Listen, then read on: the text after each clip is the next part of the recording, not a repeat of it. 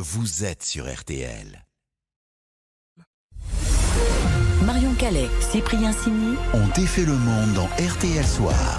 Défait le monde avec Cyprien Signy, Isabelle Choquet, Tom Lefebvre. Bonsoir à tous les trois. Bonsoir à tous. L'info autrement jusqu'à 19h au menu Cyprien. Ce soir, on défait la fin du monde. Des chercheurs ont observé en direct une planète se faire avaler par une étoile. C'est exactement ce qui devrait nous arriver d'ici quelques milliards d'années. Explication. Au menu également, le dernier tour de piste de Jean-Michel Aulas et la chanson qui stoppe votre réveil. On défait le monde à quotidienne, c'est parti. On défait le monde dans RTL Soir. Et on commence avec le son du jour. Sur la montagne. Oui, la fin du monde, elle arrivera un jour ou l'autre. Bon, je vous rassure, dans très longtemps, pas de panique. Et on sait comment ça va se passer. Des chercheurs ont observé en direct une planète se faire engloutir par son étoile. Et apparemment, c'est exactement ce qui devrait arriver pour la Terre avec le Soleil. Alors, avec l'équipe d'On défait le monde, on a choisi de comprendre et de vous faire vivre la fin du monde comme si vous y étiez. Et pour ça, on a contacté David Elbaz, astrophysicien, directeur scientifique au CEA. C'est le commissariat de l'énergie atomique. Et d'abord, faut bien comprendre que dans l'espace, les étoiles avalent des planètes, figurez-vous. Ça veut dire qu'une étoile, en fin de vie, gonfle tellement par un facteur qui peut être de plusieurs centaines qu'elle finit par engloutir les planètes qui tournent autour d'elle. Et donc engloutir, ça veut dire qu'elle les aspire ?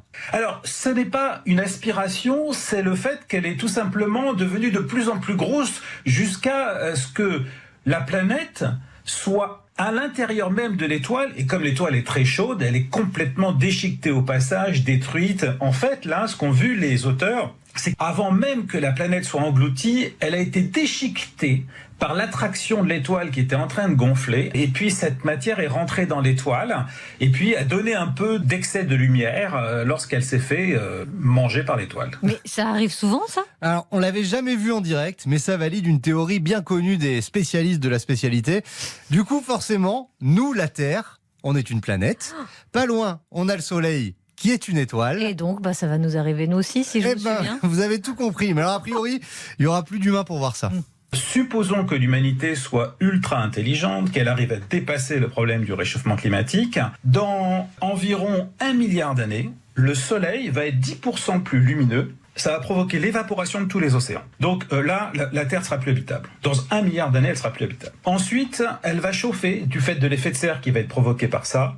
Et d'ici 2 à 3 milliards d'années, l'atmosphère va s'évaporer complètement. Et puis, quand on fait le calcul, on s'aperçoit que dans 12 milliards d'années, le Soleil va grossir d'un facteur 250. Et alors là, il va engloutir Mercure. Puis, environ 2,8 millions d'années après, il va engloutir Vénus. Puis, 3,8 milliards d'années après, après, il va engloutir la Terre. Donc la Terre, d'après les dernières estimations, sera bien engloutie par le Soleil. Donc, dans 1 milliard d'années, quoi qu'il arrive, la vie sur Terre sera impossible et la Terre se fera manger dans 12 milliards d'années. Mais si c'est cuit pour la planète, eh bien, il reste bien une chance pour l'espèce humaine. La Terre, elle est condamnée à ne plus être habitable. Ça, c'est clair. Il n'y a pas d'échappatoire pour la Terre. Là, on rentre un peu dans la science-fiction, mais qu'est-ce que l'humanité pourra inventer pour arriver à voyager dans l'univers? Voilà, on peut avoir un petit peu d'optimisme. On peut se prendre à rêver qu'effectivement, il y aura une colonisation de l'espace, pourquoi pas. Il faut vraiment arriver à imaginer, là on est complètement dans la science-fiction, ce que pourrait être la capacité technologique d'une civilisation dans des millions d'années par rapport à aujourd'hui, et c'est quelque chose qu'on est incapable de faire, puisqu'on arrive à peine à imaginer ce qu'on sera capable de faire dans quelques années avec ChatGPT. Donc on mise tout sur Elon Musk et Jeff Bezos pour nous trouver une nouvelle planète habitable hors du système solaire d'ici un bon milliard Ou des d'années. vaisseaux pour accueillir tout ce monde-là. Voilà, Ouais. il faut s'en aller. RTL.